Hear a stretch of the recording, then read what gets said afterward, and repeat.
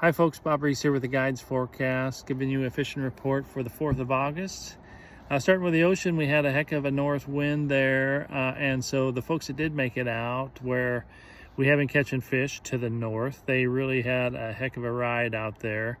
But the guys that stuck it out and pounded themselves silly did find fish out there, both Chinooks and coho. So it sounded like a much better bite today out in the ocean than it was yesterday, but you paid a price to get those fish. So several folks came in with limits early. We didn't start till 9 o'clock because we didn't want to go out in that mess. So we stuck to the river, went around the corner and grabbed the crab pots there on the south side of the jetty.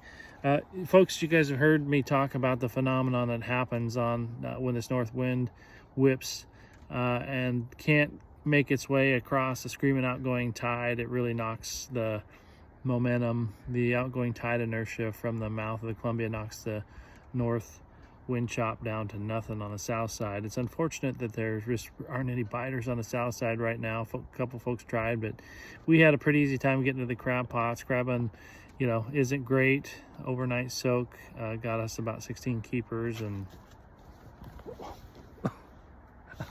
I guess I got company. Oh man, that scared the bejesus out of me.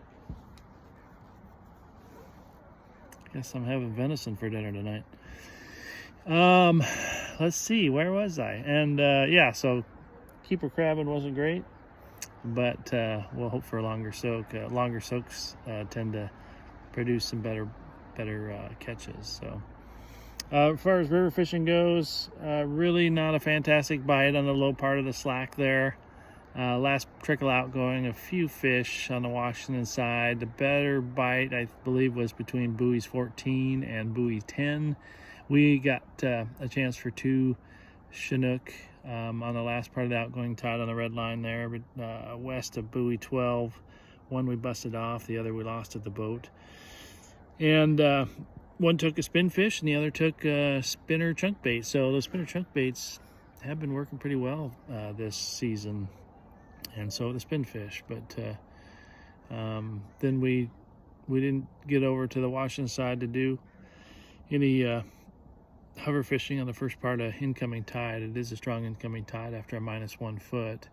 There were a few fish caught there between Green Wing Jetty 1 and 5, but not a spectacular bite. We hopscotched up we fished on the Washington side of the shipping channel, not far from the Desdemona light marker, and we just had one bite there, but we got it, a nice Chinook that was probably 16 or 17 pounds, a hatchery fish, and our only other fish of the day before we went there, we did catch one on the north side of buoy 10, a hatchery coho, fishing all by ourselves on the north side of 10. So overall, I mean, there were some, as is always the case, there were some boats that did fairly well, but the majority of the guide fleet, 1 to 3 fish for full day effort. So I think it might have been one of the slower days of the early season here. So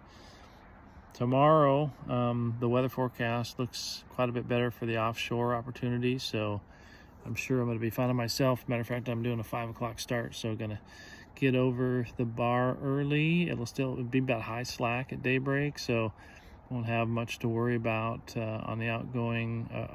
We'll still have a minus tide tomorrow, but won't start running harder until a little bit later in the morning.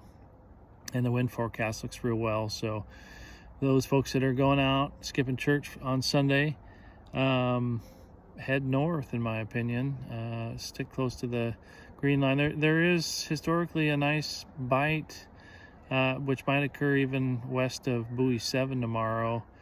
Buoy 7, buoy 3, buoy 1. There should be some good action at high tide, first light there in the morning.